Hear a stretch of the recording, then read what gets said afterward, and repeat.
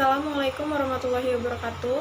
Perkenalkan, nama saya Zahra Syakila Kuswoyo, NPM 2021020283, Fakultas Syariah, Prodi Hukum Tata Negara, kelas D, dengan dosen pengampu M. Irfan, SHI, MHI.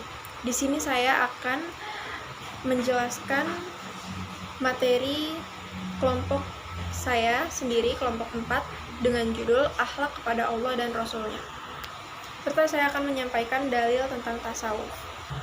Baik, yang pertama ada pengertian akhlak. Kata akhlak secara bahasa diartikan dengan budi pengerti, perangai, tingkah laku, dan tabiat atau tata krama, sopan santun adalah tindakan.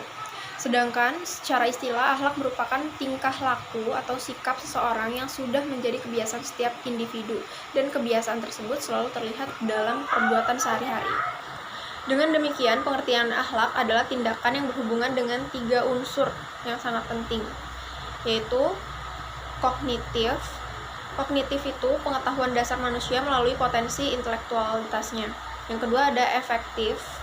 Efektif adalah pengembangan potensi akal manusia melalui upaya menganalisis berbagai kejadian sebagai bagian dari pengembangan ilmu pengetahuan. Terus yang ketiga ada psikomotorik, yaitu pelaksanaan pemahaman rasional dalam bentuk perbuatan yang konkret. A. Akhlak kepada Allah. Akhlak yang baik kepada Allah adalah ridho terdapat hukumnya, baik secara syar'i maupun secara ridho. Ia menerima hal itu dengan lapang dada, tidak mengeluh.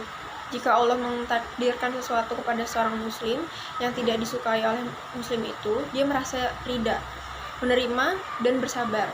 Ia berkata dengan lisan dan hatinya, "Aku ridho Allah sebagai Rabbiku." Jika Allah menetapkan hukum syar'i, ia pun ridho dan menerima. Ia tunduk pada syariat Allah Azza wa Jalla dengan lapang dada dan jiwa yang tenang. Ada beberapa bentuk akhlak terhadap Allah Subhanahu wa Ta'ala, diantaranya itu menaati segala perintahnya.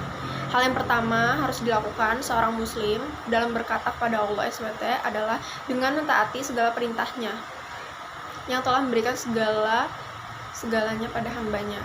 Terus yang kedua ada beribadah kepada Allah. Terus ketiga ada berzikir kepada Allah, mengingat Allah berbagai kondisi, baik diucapkan dengan mulut maupun dalam hatinya. Terus yang keempat ada berdoa kepada Allah. Doa merupakan inti ibadah karena pengakuan akan keterbatasannya dan ketidakmampuannya manusia, sekaligus pengakuan akan kemahakuasaan Allah terhadap segala sesuatu. Terus yang kelima ada tawakal. Keenam ada tawaduk untuk Allah. Tawaduk itu rendah hati di hadapan Allah, mengakui bahwa kita adalah makhluk yang hina di hadapan Allah yang Maha Kuasa. Oleh karena itu, kita tidak layak jika hidup dengan angkuh dan sombong, jika tidak mau memanfaatkan orang lain dan pamrih dalam melakukan ibadah untuk Allah. Terus yang ketujuh dari ridho terhadap ketentuan Allah Subhanahu wa Ta'ala. B. Ada akhlak kepada Rasulullah SAW.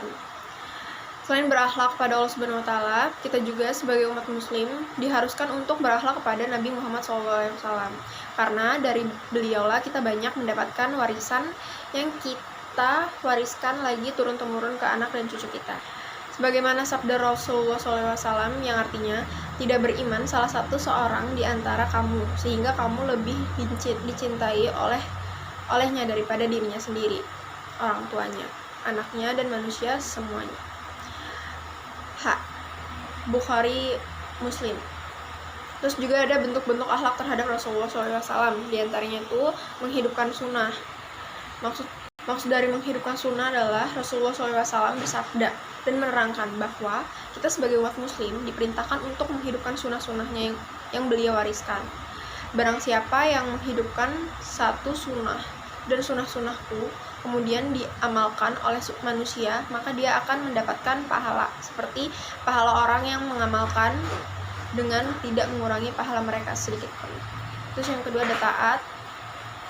Yang ketiga ada selalu bersalawat, dan yang keempat ada mencintai keluarga Nabi. Mencintai keluarga Nabi itu maksudnya Rasulullah pernah bersabda, "Wahai manusia, sesungguhnya aku tinggalkan 2 perkara yang besar untuk kalian. Yang pertama adalah Kitabullah, Al-Quran, dan yang kedua adalah keturunan.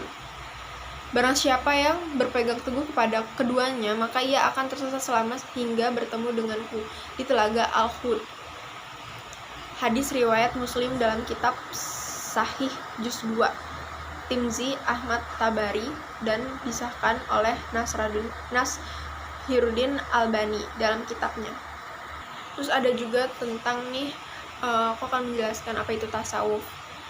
Jadi tasawuf itu adalah ilmu pengetahuan untuk mengetahui bagaimana cara menyucikan jiwa, menjernihkan akhlak, dan membangun lahir dan batin serta untuk memperoleh kebahagiaan yang abadi. Tasawuf itu pada awalnya merupakan gerakan zuhud dalam Islam, dan dalam perkembangannya juga dia melahirkan tradisi mistis Islam, mitisme Islam.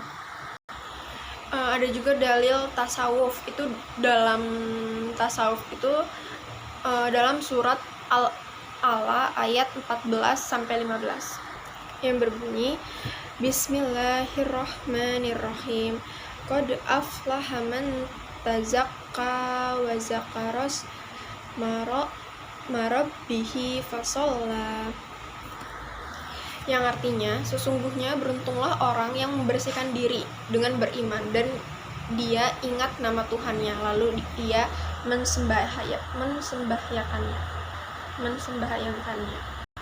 Hati yang bening akan senantiasa terwujud pada diri manusia itu sendiri ketika ia memperbaiki hubungannya dengan Sang Ilahi, sebagaimana Allah Subhanahu wa taala berfirman dalam surat Ar-Ra'd ayat 28 yang berbunyi, Bismillahirrahmanirrahim, Allazina amanu wa ta'minu qulubuhum bizikrillah, Allah bizikrillah tatma'innul qulub, yang artinya orang-orang yang beriman dari hati mereka menjadi tentram dengan mengingat Allah.